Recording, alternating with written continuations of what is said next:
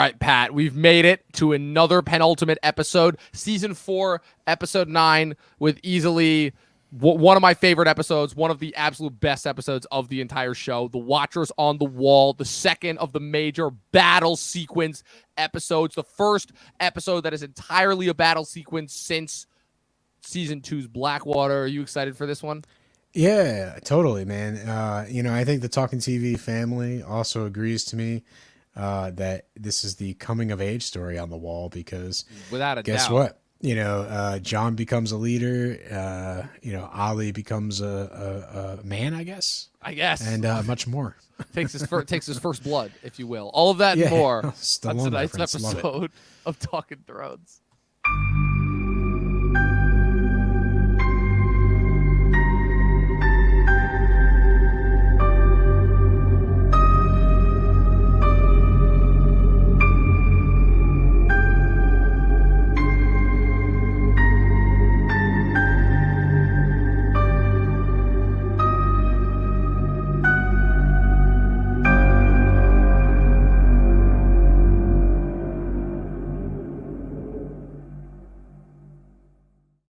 You like my little Stallone reference there? Right? Yeah, what's the line? I didn't strike first blood; they struck first blood, or something like that. No, I forgot what he said. they struck first blood, not me. Yeah, exactly. And then they drew first blood, not me. Yeah, exactly. And Stallone's big breakdown, where he mutters something inaudible. You can't even know what it is. Really, you understood most of that? I understood maybe one line in that. At the end, he's just like, and it's really bizarre. It's great acting. It's great emotional ending for a action movie. And then Rambo just becomes a badass. It just becomes like a regular generic action hero. Yeah, which is not at all what happens in tonight's episode of Talkin' Thrones. Welcome everybody. We are here to talk about easily one of the best episodes of this entire show. This for me was kind of my version of Blackwater because, as I said, I kind of came late to the show. Season 4 was the first season that I watched week to week, and it all was just building to this. The fact that it was kind of segmented, we didn't really have any one focus segment at all, but the fact that we could have this kind of singularly contained event that took everything that just worked so well about the Blackwater episode from season 2 and just upped it to 11. Here's what I'll say about this episode in comparison to that one before we kind of get going with it, is that in terms of technical skill, I definitely think that Blackwater was more feasible, but I definitely think that kind of the emotional storytelling that this episode rings is much truer. Also, the fact that unlike Blackwater, where you weren't really rooting for any side except for Tyrion, but Tyrion also happened to be allied with some of the worst characters ever, this one is definitely let's call it a lot easier, but also more difficult to pick sides because you're rooting so hard for both sides. Well, except for Steer. I don't know. What's your take on that, Pat? Man, rewatching this episode, the moment that got me the most is when Tormund is fighting his way out, and he's just like, "I'll never surrender." When he's towards full of arrows. Yeah, and John's just give up already, and he's like, "No, never," and he hits him, and he's like, "I'll never give up," and he hits him again. It's he keeps taking damage, and I think that's one of my favorite points of this because we love Jon Snow, we love Tormund, we love Ygritte, or loved, I should say, R.I.P. But Ollie we didn't care for at all. No, not one bit. Not one bit. But the main thing is there's characters on both sides of the aisle here that we care for, that we're invested in. Also the cannibals, we always thought that they were kind of this evil part of the wildling, so they got to get their comeuppings in this episode. So there's a kind of mixed emotions when this battle's happening, and it was really a tense hour that we got to see how things unfolded. Some of the bad guys we wanted gone got gone, but also some of the good guys that we wanted to last unfortunately didn't. Yeah, unlike Blackwater, which was kind of all about technical skill as far as avoiding the actual fighting portion, this dives right into the fighting portion and then some, and we see bodies hit the ground on both sides. Obviously, like I said, there's a lot of emotion involved in this episode. It's kind of, there's kind of this overarching thread of kind of coming of age, coming into your own, like you joked about at the beginning. But in all seriousness, there's a big sense of boys becoming men here. They're talking about previous lost loves. They're kind of all accepting the fact that a majority of them are not going to survive and make it through the night. There's a sense of nostalgia kind of in the air as well. You really get the sense that between both this episode and the next one, which we'll talk about, but this episode really kind of emotionally moves you to like the next stage of the journey. Like this is really like the point where like these guys they're not like boys anymore, you know. So I just thought that's still exceptionally well done, and I think that's the thing that really continues to make this episode really one of the better episodes of the show, in addition to just the jaw-dropping, gobsmacked action. Because goddamn, this I think the arc of the episode is amazing. Like the action, like you're about to allude to, is like on point. But the arc of Sir Alistair sort of in charge, and he's talking to Jon at the beginning of the episode. He's like, "Listen, Jon, you can say it. You can say what you were right about the tunnels." And Jon, plays a political message, and Alistair just looks at him and he says, "Dude, like." You know what leadership is. yeah, exactly. Incredible. Like one of the top 5 greatest. I'm gonna hold you right there only because I want to save it for when we actually hit the moment in the episode. Yeah, it's so good. I don't want to spoil it here, but I think it has to do with the whole arc, man. It's the fact that Alistair comes out strong in this episode and really. He holds them together. He proves himself as a leader. Like he proves himself as a capable leader. Like that's the one thing. That's always the one thing that I was like super worried about, is the fact that I'm like, okay, so we really don't get to see Sir Alistair really fight and lead the charge that the way that this battle is portrayed in the books, because it's entirely from Jon's perspective. But the fact that we kind of get like all these different moments with all these characters we've come to know, even though they're not like kind of all major characters. The only major main characters that we have here, it's Jon and Sam on the Night's Watch side, and then Ygritte and I guess Tormund to a certain extent on the wildling side, and everybody else is supporting. But we've spent so much time with these characters, we've gotten to know them so well, despite the fact that even though we weren't at the wall for 2 seasons of the last 3, but the fact that we've like kind of settled into all of our beats, like we've formed a lot of emotional connections on both sides. And so that's ultimately, I think, what brings it, what kind of helps to sell that as well. And it helps to sell the fact that Sir Alistair, despite the fact that we may not like him as a character, because of his antagonistic relationship with Jon, he proves that that's not his only personality trait. Like he is a capable leader. Like there's a reason why he rallies men. Like he truly does believe in the Night's Watch and holding it up. And like that, like again, just these layers to these characters that we've come to know over the course of how many episodes, how many seasons. It's on full display here. Yeah, 100%. And like I said, it's like, so Alistair, he's starting off as this strong leader in this episode, and by the end of it, he gets, sort of injured and taken out of commission a little bit.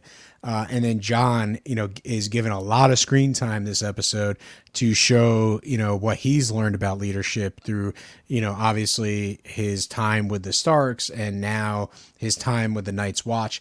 And so the fact is, we get to sort of see this little bit of like the passing of the guard from Alistair to Jon in this episode. And it's going to be of major importance later on when the Night's Watch has to sort of choose a new Lord's Commander. So obviously this is a very pivotal episode. The arc of the story, just about, 2 viable leaders and one sort of coming of age into his own, and why he's probably going to be the best choice for the Night's Watch going forward.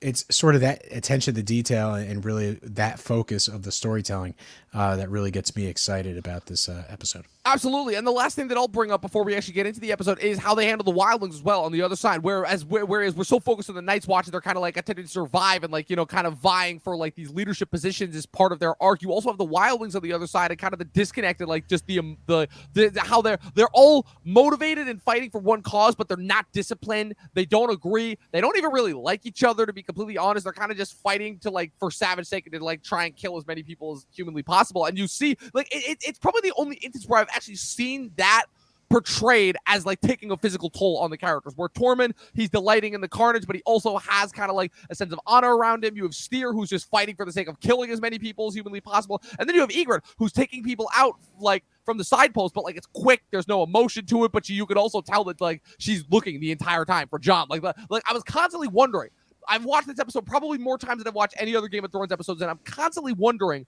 as we were seeing the camera, from her perspective and showing, her as she's taking out all the Night's Watch brothers. And I'm always wondering, like, why that choice? Why that particular choice? And it finally clicked on the last time I watched, where I'm like, holy shit, she's looking for Jon. And I can't believe it took me that long to realize that. Something that should have been so obvious from the get-go. But let's dive in. We've talked enough about this episode. This was this episode. So this episode was the last, obviously, appearance for Rose Leslie as Ygritte, at least while alive. The Styr character. as well as Joseph Alton and Mark Stanley, who portrayed Pip and Gren. RIP to those guys, as well as this being the second and final episode directed by their first kind of, prominent action director, Neill Marshall, who also directed Blackwater. Obviously, this kind of be replaced when Miguel Sapochnik joined the new crew of directors that they brought in for season 5 that would carry them through for the second half of the show. So, opening scene, John and Sam on top of the wall looking out. Sam asks John about Egret. They get into a really awkward conversation about sex. She's like, well, what was it like to actually be with her? And he's like, what? I don't really know if I want to pursue this route of conversation. Listen, he's basically, John, it's great dialogue, I think. He's like, there's this whole other person in front of you. And like, I don't know, I'm not a poet. Basically explains it away. Yeah, he has no words for it. Like, obviously, he sort of starts venturing down how to describe it, but then he is for a loss of words and basically just shrugs it off as he's not a poet and can't really describe it. And also this is the point where the vows come in, right? Because Sam is like, well, it says we shouldn't take a wife and we shouldn't have children. Right. But it doesn't say we can't do anything in between. Having sex about, which is actually kind of interesting because I feel like that's something that like a book reader like years ago probably like realized and probably wrote on like one of those like early fan blogs, like one of George R. R. Martin's early fan blogs, and then Martin probably told them about it, and the creators were like, okay, we're actually going to put this in the show. So that was one of those things where it's like, okay, that's kind of cool that they gave that a shout out. Yeah, I just think it speaks to Sam's character, and like this whole show is about character moments, right? So the fact that they're talking about it, keeps them young. It reminds us where their minds are at, and then also, the way that Sam sort of is questioning these beliefs. He understands, like, how written rules and unwritten rules and all that type of stuff, creeds, work, because he's a reader, and the fact is he's thinking critically and he's thinking beyond what the words are. Right. And so I think it speaks volumes, this whole scene about their friendship and their characterization going forward. And it's that depth that is the reason why we keep tuning into this show. Absolutely. And like the whole, even the like the way that Sam is able to take such like kind of like an immature like conversation starter and kind of transition it into like an actual like meaningful position where it's like, we're all gonna die tonight and I've never known what it's like, so I want to at the very least hear from you, like somebody who I trust, what it's like. And like that, it sounds so childish, but like kind of like bringing it down to that's something that really brings us down to our level, because obviously this is in a time like that we don't necessarily relate to. We're sitting in our warm, heated houses with our smartphones, surrounded by technology, kind of with our every women need catered to. And we kind of take our lives for granted now, And so it's kind of interesting to me always seeing like people who like survived and existed back then with obviously, essentially no technology, and the fact that they had such like kind of little things to clasp her and like take pride in, and the fact that like actually like having sex was one of them is still kind of interesting to me, just in that sense. Dom, I'm gonna come out and say like yes, the world in 2022 does have its advantages. We all have different struggles. We all there's people better off than others. But yeah, I would say like if this was way back in medieval times, situations would be a lot more dire for a lot more people, and say the least. And not exactly a long lifespan. And as you were speaking and talking about like Sam, it just sort of dawned on me he's probably the MVP of this episode, because for sure. If that whole thing about like, and you're the one who killed the White Walker, and right. And his talk about being nothing, and in that moment when you're nothing, you have the ability to do great things. Again, incredible writing in this episode too. Like, I don't want to undersell the writing. Like, everyone's gonna focus on the action and spectacle, but like this is not a Miguel Sapochnik episode where you're using incredible action and spectacle to cover up for bad writing. This one, like the writing is fueling the spectacle. Like, there's some of the best written dialogue sequences of the entire show come from when this episode. When you're nothing, you can't be scared. And it's like, well, you said you were scared tonight, and it's like, yeah, because I'm no longer nothing. And it's like, you know what? Like, they're just on point with the writing almost every step of the way. Sam definitely 100% was like the character that's just dropping these lines and these moments throughout the episode. And this is a war episode, so you got this guy who's really more of a intellectual, critical thinker, reader. And I think he kills one person with a crossbow, and that's about it. And he's sort of like trying to maneuver through the battle to, you know, convey messages and make sure things are properly happening. And, you know, it's one of those characters that really just stands out, even though this is a war-centered episode. And it's just because of the impact that he has, not only with these great intellectual, you know, scenes, you know, pontificating about, you know, being scared in a war zone, but also, you know, the fact that he is sort of like the glue keeping the Night's Watch together in this particular skirmish. 100%. Like, I couldn't agree more. It's insane. So, cut to the wildling encampment. We have the little cut to with the owl, which then focuses obviously on the on the Then warg. You have them talking by the campfire. Egret's getting annoyed by Tormund's story of supposedly having sex with a bear. And then Styr immediately calls her out. What is it with this guy? This guy's just looking for trouble anywhere he goes. He calls her out and is like, oh, well, you know, you talk a lot about killing people, you know. And she's like, I've killed more people than you. And he brings up, is like, oh, you know who I'm talking about. It's like, are you going to be able to put an arrow in Jon Snow? And she's like, how about this? Anybody who...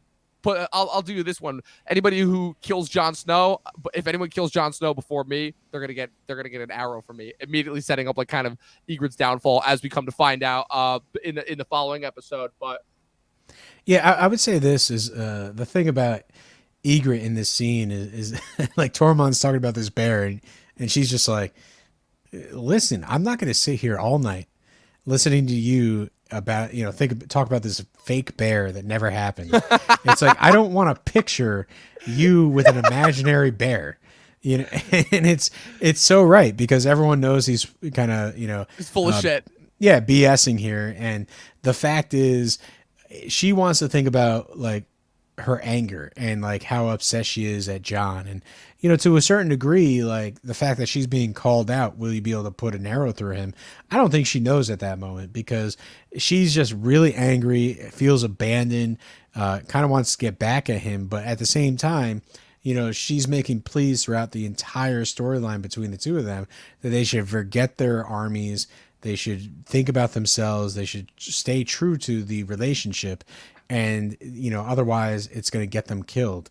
And the fact is, you know, if she, you know, does kind of go down this revenge route, it's going to lead to what she already predicted, that the two of them are going to be, you know, chewed up and spat out. And so, you know, ultimately, you know, they're right to call her out and just be like, hey, listen, like, I don't think you could do it.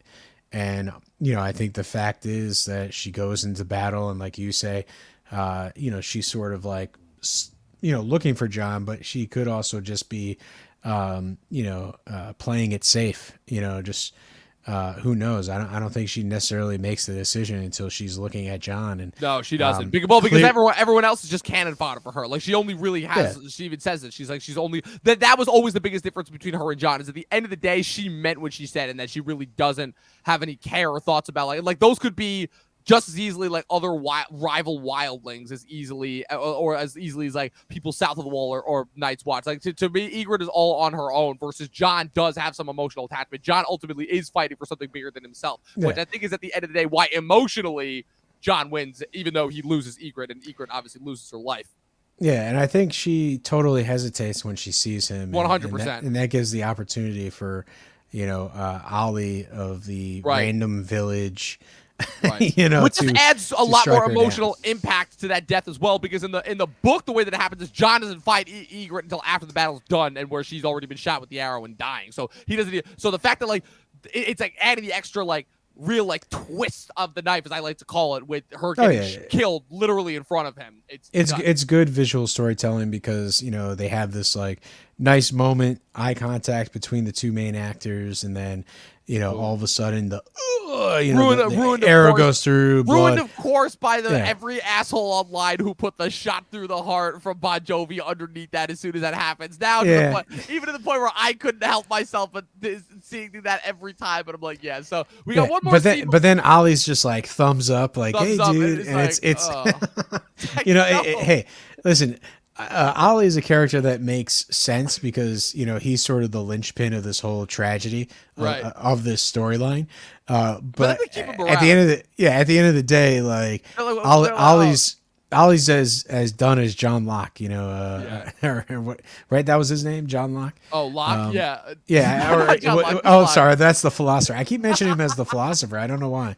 You know, it's I guess there's a lot of social contract on my mind when I watch this show. Yeah, we have one more sequence that we got to get to before the actual fight begins, which is that Sam down in the library being confronted by Maester Aemon. Another just incredible scene. Like I said, every line that Benioff, they even topped what they did 2 episodes ago with Mockingbird. This is just amazing. Just throwing threes nonstop. He gets confronted by Maester Aemon. He calls out Sam for both being in love with Gilly and the fact that he's reading about all the horrible things that wildlings do to people because he's worried about what happened to Gilly. And he kind of calls him out, and then he kind of relates to him. He's like, yeah, you and John, 2 peas in a pod. You both made the same mistake. You both fell in love. It's like, you think you can fool... Yeah, he's like, you think you can fool an old blind man. And he's like, I'm more familiar...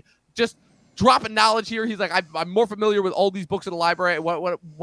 Oh, the irony that I'm blind, that I can't actually read. Then he regales Sam with the story of his youth.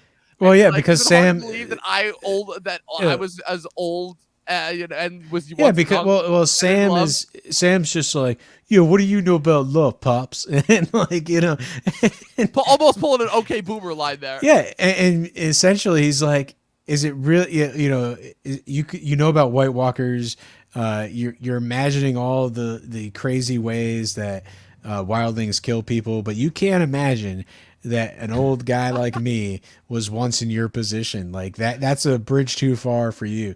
And obviously this is, again, a great conversation between Sam and another character, and it's why he's my MVP of this episode, because every time that he's on screen, it's great writing. It's really where all the characterization of this episode, and it keeps us grounded in this world. Like, the Night's Watch are people, it's full of people that we care about. And I think this is the glue that makes every death, including Egret's, very important, because, it's Sam's kind of going around on his tour, talking with everybody and having these great, well-written moments. And then when the folks, the ones that die, it's just becomes really, and the bad we'll get to Pip's heartfelt death in a couple scenes when as far as just like how twisted that ends up being. But what's it called? A couple more scenes. Sam goes outside. Oh well, the one line that Maester Aemon drops too before the conversation ends is, nothing makes the past sweeter than the thought of imminent death. Which I'm like, what? Just another God tier line right here. But Sam goes outside. He sees Pip arguing with Gilly at the gate. She's made it obviously from Molestown. He lets her in. He stores her obviously in the larder. She has the argument with him. She's like, wait a minute, you're not going out. She's like, you're not going out there. He's like, I have to fight and help my brothers. And she's like, you're no good to them out there. And he's like, I don't know, like that conversation. It's like, I understood both sides, but at the same time, it's like, don't put him through that. Like Sam's got a lot to do here. Like, he still has a role to play here as well. But then obviously you have the horns blow. The wildlings begin their assault, as Mance has indeed kept his bargain, and he has lit the biggest fire that the North has ever seen. They go north. The entire tree line is like on fire for miles on end. Okay, the wildlings march out of the woods. But what was the point of the fire? It was just a signal, like to the wildlings on the south of the wall. That's but I thought it was actually going to be like something super exciting, like like a big boom to start the wall, like a chunk of the wall is gone. The big, okay, so it's a bonfire. You set up an awesome bonfire. Kudos to you, but like, you set up an entire season. It's like 2 seasons. Nobody said that's what he was going to do. It was like 2 seasons of like this buildup of like, the biggest fire you ever seen, and it's like, okay, yeah, it literally is a fire in the distance. Okay, it's massive. I thought it looked pretty cool. But like, I don't know. It was Pat. Your nitpicks never cease to amaze me. Is all that. Listen, I was underwhelmed. I was underwhelmed by the fire. Obviously, it was promised to me. There, I had it, but like, hey. But this is where we have. It's like going to a sort of suburban shawarma shop and expecting to get the good stuff that you would get in like New York City per se. Wow. All right. I guess that's a fair. It's okay. It's okay. But look, as you can clearly tell from those very obviously CG woolly mammoths that march out of the woods, the effects budget was not nearly to where it was come circa 2015, 2016, when their effects really started to prove like really impressive. But you have the army that marches out of the woods. You have Jon and Sir Alistair talking on top of the walls. Sir Alistair kind of confers with him. He's like 100,000. He's like, yeah. he kind of has a begrudging moment where he admits he's like, we should have sealed the tunnel, and the kind of the back and forth that they have there. It's again.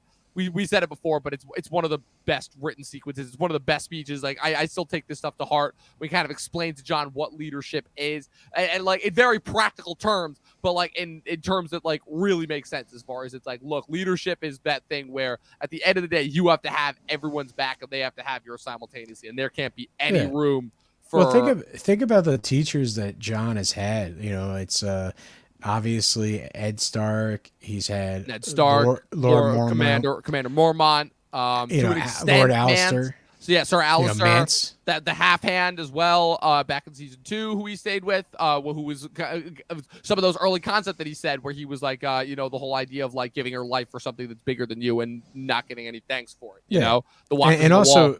Also like the originator of the line of the title of the episode, I'll say as well. Yeah, and I will say this is like. Another teacher is basically we're gonna meet next episode, Stannis, right? Yes. Because Stannis comes in and basically takes control of the wall, and he's gonna have definitely some moments with Stannis and have a deeper understanding. Davos, Davos comes like so. Jon is someone throughout the course of the entire show that we see him coming of age and becoming a leader. And if you just stop for a moment and think about like who his teachers are and like how, he gets from this angsty, bastard son to a predominant leader by the end of the show, it's a fantastic, sort of trajectory, arc that takes place throughout the course of the show. 100%, absolutely. It's if only the last 2 seasons actually fulfilled the promise of all of his teachers that he had throughout this episode, because it showed that it's like, wow, even when he's finally learned all this stuff, he's still making all of the bad decisions and robbed of his agency. Prisoner Tyrion is the final teacher, right? Of course. We'll cover that when we get to. It's clearly when you have a prisoner and you're deciding on a new seat of government, you let the prisoner figure it out. It makes all the sense in the world, Pat. It's how it works. But we obviously have the beginning of the fight. Sam goes down to Sam after hiding. Gilly goes down to talk with Pip as they start loading crossbows and everything. Pip is terrified. That's when he also has what's it called? He explains that we killed the White Walker, and he has the speech there that you talked about. Ygritte and Tormund's band storm the castle right as Mance's army marches to the wall. Janos goes to tell Sir Alistair. He goes down to lead the assault and leaves Janos in charge on top of the wall. Not a great decision. What a character, man. Oh my God. Can you just talk about that scene? Because that shit is hilarious in hindsight. Yeah, well, I don't even remember what happens to him, and I just watched the episode. Like he's literally babbling, and then he starts babbling, and he's like, "No such thing as giants. They're unorganized. They don't. They're undisciplined. The wall. It's almost like he's comforting himself. They're just thieves. They're thieves. And he's like so freaking out. He's like trying to comfort himself, and it's like, wow, this guy is not at all qualified. Like it's so is the shot how well the shot like he runs to the elevator and disappears until Sam finds him with Gilly later on? No. So the shot is, Gren obviously goes up and tells him, is like, yeah, Sir Alistair needs you down below. And he leaves him, and Gren is like, and Jon and Gren kind of like have a silent moment where they're like, yeah, okay, thanks for that. And Jon kind of takes command. You see him running out of the elevator, and you just see him looking at the carnage. And then you see him opening the door and seeing Gilly hiding in the larder. Okay, so there is a clear progression. There is a clear progression. I guess I was looking away from the TV screen at that moment. I get it. Yeah, there was a lot of those moments where that new modern day action filmmakers love to do, where they constantly have the shots of like all of the one person viewing all of the carnage in slow-mo in order to attempt to mimic PTSD. Every action movie has to obligatorily have that, or action or war sequence has to have that now. Well, yeah, like if it's a good sequence, why not? If it conveys that visual storytelling and audiences get it, then you're going to obviously duplicate that. So, hey, it could be a trope for war type stuff, but obviously, tropes are what keeps it understandable for audiences of all ages, including people that are just watching their first action show. So. Absolutely. We have one more badass speech from Sir Alistair as he rallies the knights down below in order to fight against Tormund and Ygritte's band of wildlings as they're coming over the wall. And Sir Alistair is on point with these speeches today, where he's like, by the end of the night, Castle Black will stand. We will stand in 100 years. This castle's never fallen. Like, it really does a good job of rounding the men together. But I just have a few other notes of things that I just wanted to point out for like just some awesome action scenes. His sword fight with Tormund is sword fight with Tormund was awesome. But I had a couple other things before that too. So first off, these extras are going nuts. This is not all like they were very subtle. There were a lot of cutaways for the Battle of Blackwater. Here, every time you see an extra die, he is just making the most exaggerated yell. Like he's like, yes, this is my only moment on camera. I'm gonna go for it. I just thought that was really funny. Like you see this one shot of Ygritte. She just shoots this one guy in the chest with an arrow. The guy like turns towards the camera and just screams and makes his mouth like in the most exaggerated, most ridiculous looking pose ever. I just wanted to give a shout out to whoever that guy was. The fight is not going well. A giant. Listen, what was it like? Gettysburg reenactment was over, and they basically jumped into Game of Thrones and went all in. He must have. A giant shoots an arrow that takes out a brother and sends it literally flying all the way down, perfectly lands the arrow, impaled him with this guy all the way on the other side of Castle Black. I'm like, wow, the aerodynamics on that thing is absolutely nuts. I remember that shot was like, wow. It definitely surprised me. It's one of those things where it's ridiculous in hindsight, but it's one of those things you're constantly just questioning how they pull it off of like, wow, how do they feasibly pull off the logistics of what happens when someone gets shot with an arrow by a giant? And god damn it, they did it. Styr and Ygritte literally killing everyone. Like there's just a continuous shot sequence of both Styr murdering everyone and Ygritte just taking out people like nonstop, yeeting them consistently, and it's insane like how they pull that off. And obviously Jano's going to hide out in the water room. The other thing too, also, can I ask you one question? Because ask away. Because now you're talking about Ygritte and like how she's nonstop taking people out, and like earlier in the scene, it's like she's making all these arrows, and it's like, yeah, more time goes by, the more arrows I'll have.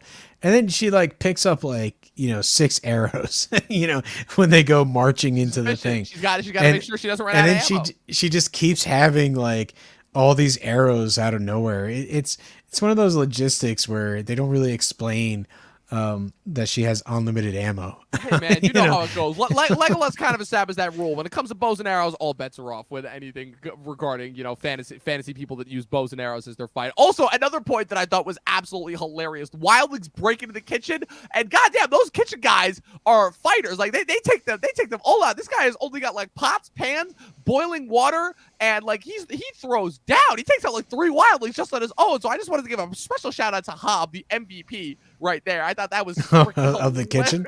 Hob of the kitchen, man. He gets the shout out because that killed me, that sequence. Because you know what it is? It's with the way it's shot horribly. Like it's all in cutaways and like you can't tell what's going on, and it's in a really enclosed space versus the rest of the action is like pretty well spread out. Like you have this awesome tracking shot just showing the wildlings going throughout the castle and killing everyone. And so this sequence is shot so horribly you can literally blink or you'll miss it. But now that I know it and like I've seen it enough times, I'm like, hey, that's pretty cool. That's awesome. You go, Hob. Good for you. Yeah, it's the attention to detail that is always going to make something like this show, Game of Thrones, like really a fan favorite because, you're going to just see these sort of world building moments, and if they only happen for a flash of a second, that's fine. But the fact is you're immersed in the world and you're engaged, and and that's really what it's about. And Game of Thrones is, the benefit of Game of Thrones is just how well they get you into the world, and just how crafty the storytelling is. Like, obviously the pace picks up towards the end of the series, and everyone sort of wishes that it had been a little more drawn out and similar in pace for the first half of the series. But ultimately, it's just overall from start to finish. I think the detail, the character, the detail to the world, and what they've kind of built here is really what everyone is in love with. Yeah, for sure. And the thing that I love too is just the fact that, the fact that with Neill Marshall directing, I think the reason why in hindsight I think I prefer his action directed episodes as opposed to like some of the bigger ones that Miguel Sapochnik does later on is that Miguel Sapochnik, it's very cinematic what he pulls off, but the action almost feels like too quick cut for me to really appreciate it. Versus Neill Marshall, I think still has a really good balance of balancing out like the wide pans with the what's it called, with like kind of the more quick cut scenes. Like he really lets you appreciate the action before we get into like more of the frenetic filmmaking here. But unfortunately, we reached the halfway point, the tide of the battle. Pip and Sam are taking out people one by one. Pip actually hits his first person with a crossbow. Next thing you know, shot through the neck with an arrow by Ygritte. He's done. He dies in Sam's arms in like one of the more twisted battle sequences, twisted death scenes where Sam is, even by Game of Thrones standards, where Sam is comforting. And this is one season after we saw the Red Wedding, where we saw an actual pregnant woman get stabbed in the stomach multiple times. And yet we still, like, even this death, like, it's still like twists and messes with me as far as like, only because I guess Pip is hit in the throat and he's gone. He's like he can't breathe because the blood is just filling his throat. But it's the fact that he's slowly dying in Sam's arms, and the fact that I guess that Pip is still perceived as like being innocent because he's the only one that didn't go north of the wall with them. So he's still like he's even said it. He's like he's not as experienced in action and like with dealing with this kind of carnage as the rest of them. But it's also so tragic that Sam is just like, yeah, Master Aemond's, he's just right around the corner. He's going to help you. And it's awful. like, dude, he can't breathe because he's drowning in his own blood because, it's going right down his throat. And it's like, oh, man, it's just so, wrenching, gut wrenching. It's hey, listen, like I said, Sam is that glue. He's going from spot to spot around Castle Black, having these really awesome personable moments, and he here has another one with Pip. It's not the moment we want, but the fact is it is elevated to the next level because of the writing and the care that they took for Sam in this episode. He's basically taking the good and the bad with everybody, and Pip tragically dies in his arms, and it's listen, I can't tell you like the last time I cared about Pip in the show, like for sure. He's a character that again you would if you weren't paying close attention, you weren't like an avid fan of every character from the books, you would not even remember him. But exactly. They do a good here's a moment in this show where his death is elevated to the next level, and it's someone that you could very easily dismiss if you're not really thinking about the ancillary characters. But here's what I'll say the difference is too between Pip's death and Gren's death, which we're coming up on, unfortunately, because obviously we have the start of that where you have the giants trying to break through the wall by hooking up the woolly mammoth and trying to pull it off. And you have Jon now in charge having Gren. He's like, take 5 men and go and hold that gate because he sees the giant coming through. But like they have an exchange there where he kind of realizes he's like, you got to hold that no matter what, and like they cannot get through. And Gren and Jon have like that kind of silent understanding where it's like Jon knows that he's ultimately sending Gren to his death, and Gren but Gren like has that mutual understanding, which like that scene in and of itself was so tragic and heartbreaking because unlike Pip's, which was a legit surprise and came out of nowhere, Gren's death was kind of foreshadowed. The difference being is that in the books where Gren and Pip are both still very much alive, because they both survived the fight, they do a little character swap here, which this is, I believe, the first time that I noticed that. Sorry, I take it back. This is the second character swap that they've done where they swapped out Gendry for Edric Storm last season, and now this season they swap out Gren for another brother who only existed in the books, a one-armed blacksmith named Donald Noy, who supposedly actually like forged Robert Baratheon's Warhammer. He's the one that goes down and dies fighting the giant in the entrance at the tunnel, and in the show it's Gren. But that sequence, it's heartbreaking because I know what's coming next, and I'm like, oh, Gren's gonna be the one that dies holding the gate, and that sequence, like again, just showing Jon understanding that like that's his role as a leader, is that he's going to send people who he's grown very close to over the last couple of years to their death, and they really know how to handle the deaths in this episode in a way that's so tragic and heartbreaking. Sir Alistair down at the castle goes one-on-one with Tormund. Tormund injures him. It's a good fight, too. Like, they both kind of hold their own. They're kind of showing off their mutual individual styles there. Alistair. Yeah, and the main thing is Alistair, they, like you said, they hold their own, but Alistair realizes that he's going to get overpowered. And he takes, like, a massive blow and gets knocked off the railing into, like, some hay down below. And that sort of ends the fight. Other people, from the Night's Watch are able to sort of take his place and charge on Tormund, as Alistair sort of, commands his troops to continue and actually gets rushed into safety. Right. Against his will, too, because he wants to keep fighting. Exactly. He's injured, and his brothers sort of, probably his close allies, in the watch basically pull him aside so that he's protected to a certain degree. So I think it's a well done sequence. I think Alistair looks strong, from start to finish, even though he gets, whisked away, into hiding, so to speak. Right. It's definitely a thing of where it's like the rest of the Night's Watch soldiers they're going on the defense now. Like the wildlings have completely overpowered them. Sam manages to get up the elevator right as Gren and his troops are going down to defend the tunnel. He goes up and tells Jon about that, that Sir Alistair has fallen. So Jon leaves Ed in charge of the wall. And Ed, I will say, in order to, rally the troops against the remaining wildlings, and I will say Ed does a pretty spanking good job up north, giving again one more just depressing line. In order to motivate it is like if we're gonna die, we may as well go out swinging. Let's light them up and just unleashes all hell. They roll the barrels down. They unleash They unleash the scythe, which kills all the wildlings climbing the wall. The amazing action sequence, really really awesome CG usage there. Yeah, the worst part about that is when it comes down and hits the wildlings, and then they cut they cut to a shot. Them.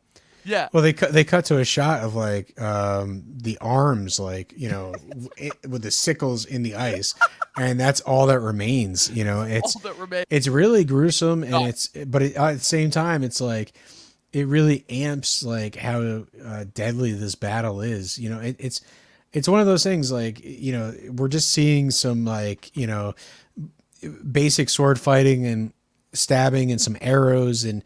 There's a few moments here, obviously the guy falling off the wall and getting impaled with the arrow, like you just said earlier.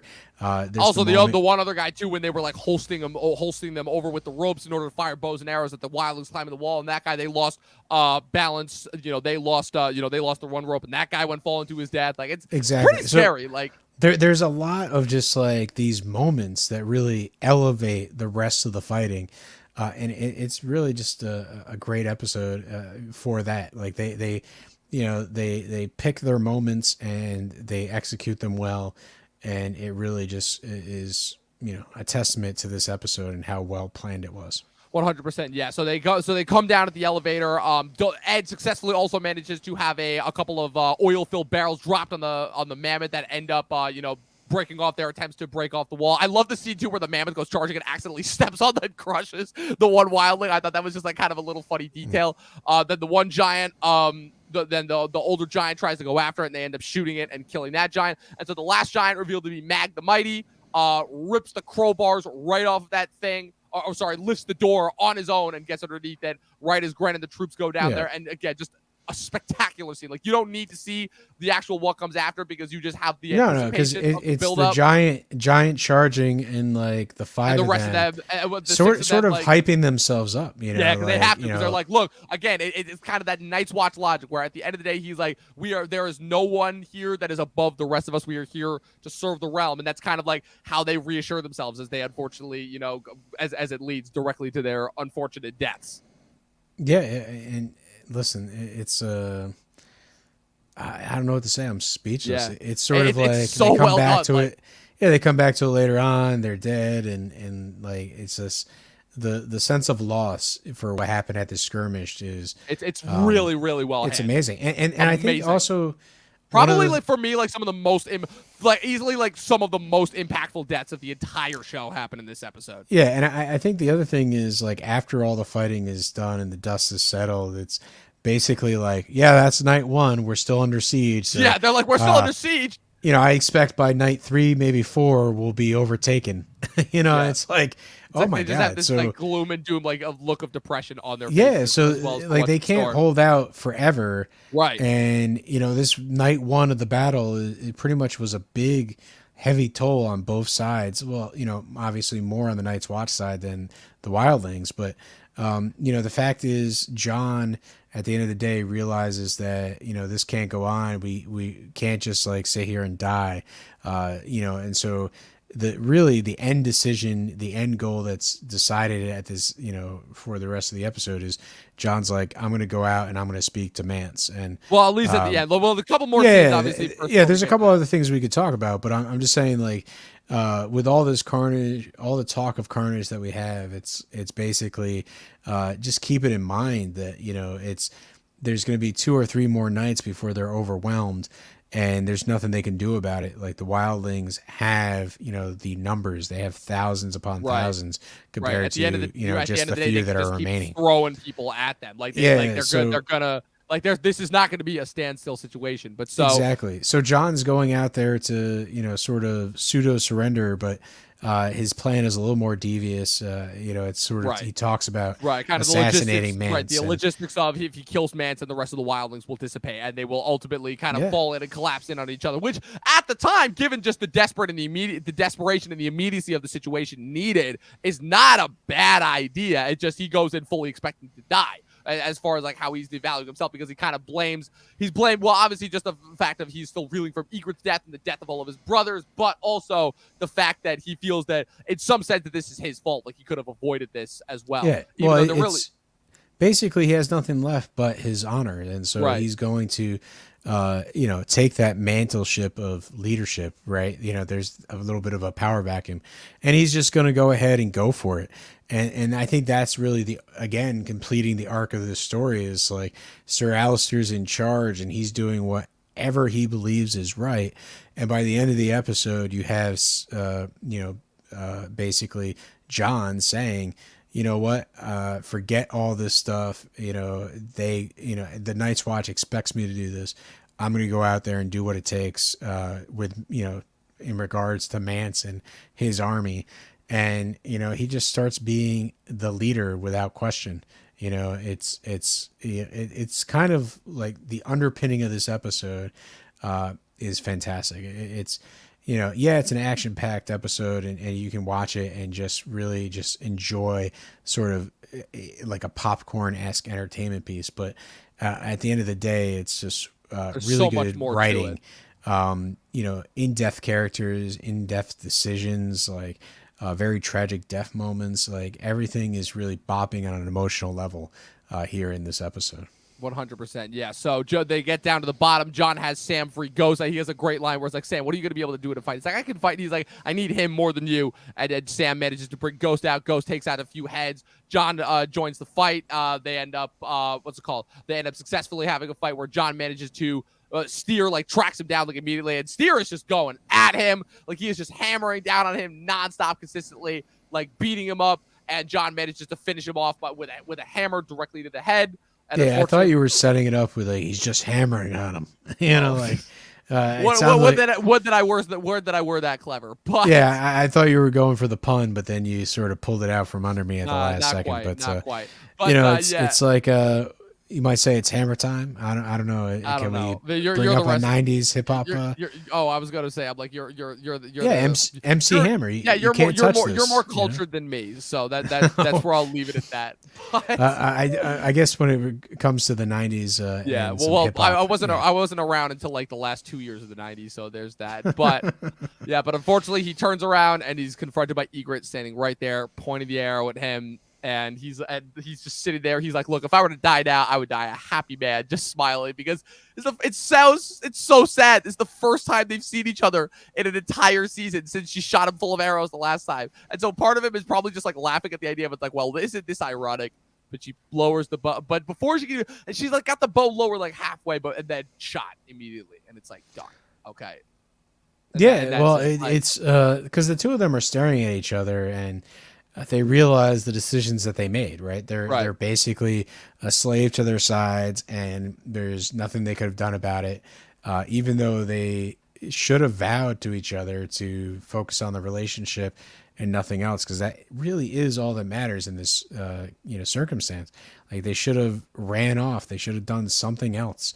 But unfortunately, they were bound to these responsibilities, and it leads them to this moment, and it's. Ygritte does hesitate, and because she hesitates, that gives the opportunity for Ollie to be the only thing that he's done in his lifetime is just lead to the tragic death of Ygritte. It's really just without Ollie, you can't have this moment. And so, like, I understand. And, like, it solidifies it, too. Like, it's crazy because, again, it's like in the books, Jon just finds Ygritte and she's already, like, shot with the arrow and dying. But here you have, like, the immediacy of it. And the fact that you have Ollie in there as the tertiary factor, like, again, as the thing that comes out, like, it adds just that much more emotional depth and brevity to it as well. Where she dies. It's perfect. It's great. Visual she dies in his arms. He thinks that he's impressed him, but he with completely misunderstanding. It's a perfect triumvirate of story. Like I didn't even know if there's a word to describe that level of storytelling, but it's essentially that the battle. I'd say it's a catharsis, right? Right. Like just kind of comes together. Right. But Tormund crawls up full of arrows. She's like, Tormund, it's over. Give up. Yeah, I think the one thing about Ollie that gets to me is like the next season. He just becomes a whiner. Like his character doesn't really develop, other than it's like, how could Jon really, want the wildlings? Yeah, they kill my parents. And it's, I get it. It sort of brings the next chapter of the story at the wall. Yeah. Surprisingly enough, I actually, of all the arcs that I don't like in seasons 5 and 6, Ollie's is actually not one of them, which is kind of crazy. That's the one thing I will say. Like, I will say that's probably like one of the more solid arcs in the sense of where I completely understand every note and beat of what they're going for there. But 100%. I'll save that for season 5 when I get to that. We can talk about it more as it happens. But Ollie's one of those. He becomes just sort of a ancillary character that happens to be there, and it just kind of evolves from there, and we'll talk about it more as the next season goes on. But for at least this season, just really is the proper piece of the puzzle that brings the Ygritte Jon Snow storyline to an end, and does so beautifully. And then obviously next season they promote him, and he's kind of an okay character, but at the end of the day, he just kind of whines a lot. He does whine a lot, indeed. He does kind of go into the category of whiners. But at the end of the day, the Night's Watch wins, and it's the following day, and Jon is ready to go out and confront Mance because he realizes that that's probably their only course of action as far as potentially ending this, because otherwise he knows they're still fighting a losing fight as well, just for all the reasons that you said before, and because he feels that he's lost everything. Oh, man, the more that I think about it, the more that it was. So I'm like, this episode has 3 of probably the saddest deaths of the entire show for me. The deaths that, like I said, there's so much death that happens on the show. It's very rare that I actually feel something for. Like I said, not even Ned Stark's death is really that emotional anymore because it's just so surprising and sudden. But like as the series went on, and we had like the characters that I like actually like spent a lot of time with and actually like really gotten to know really well, and like it actually like come to form some semblance of it. For this episode to have so many deaths that like actually like savagely emotionally like hit me that hard, and people, it's funny because I've constantly ask myself this question. It's like, why is it that I feel nothing for the deaths at the Red Wedding, and more so I'm shocked by the gruesomeness of that event rather than as opposed to the Battle of the Wall and having all that emotional investment in it. I've constantly, it's kerfuffled me.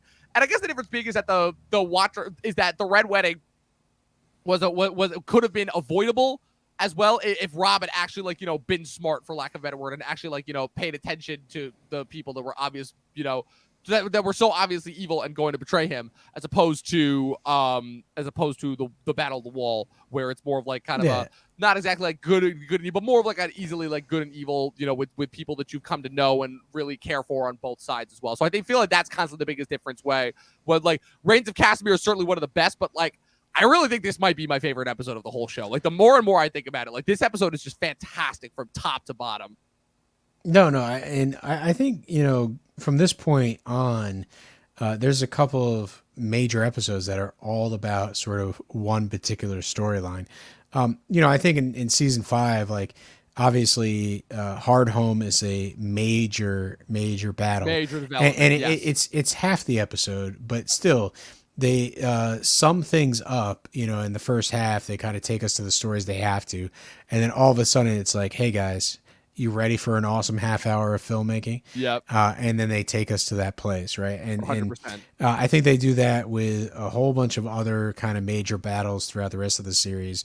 The Battle of the Bastards is obviously another one, right? To an extent, the Dragon Pit, the Grey, what's it called, the Greyjoy ship attack, and then the loot train attack on in season 7, and then obviously the 2 giant battle sequences that we get in the final season. Like it's definitely shaping you up. But I definitely these battle sequences though are it's like, now that you've had all this world development, this character development and stuff, we're just gonna throw spectacle at you get something like this episode You get something like Hard Home. You get, obviously increasing throughout the rest of the series.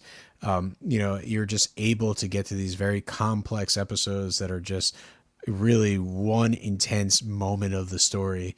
And it's things are about to get to the next level. We're going to talk about the nuances of how the story sort of shifts in the later seasons. But obviously it's the best is yet to come, so to speak. The best is indeed yet to come. Again, like the more I think about it, this might be my favorite episode of the whole show. We'll come back to it obviously with another fantastic gangbusters episode next week. Season 4 finale, season 4 episode 10, The Children.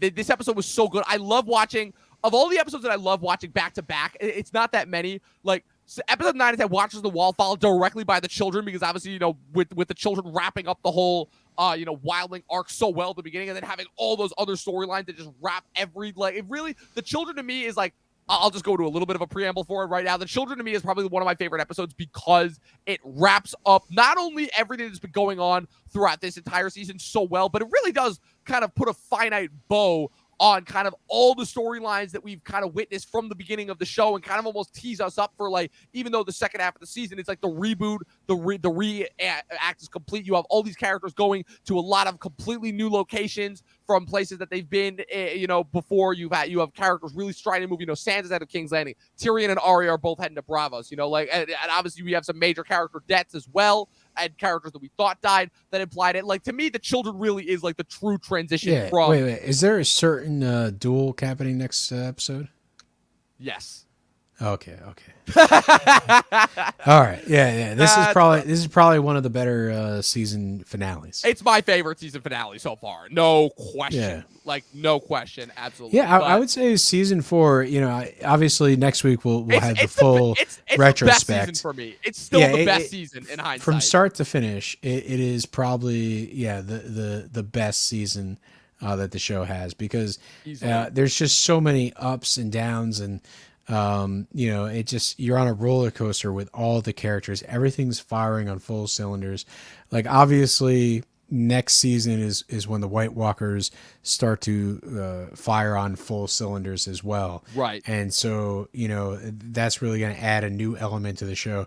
So I think in terms of their decision making of, like, what they did for the first 4 seasons, and then I think they primed us properly for the other shoe to drop, and here's what's going to take place with the White Walkers, for the rest of the show.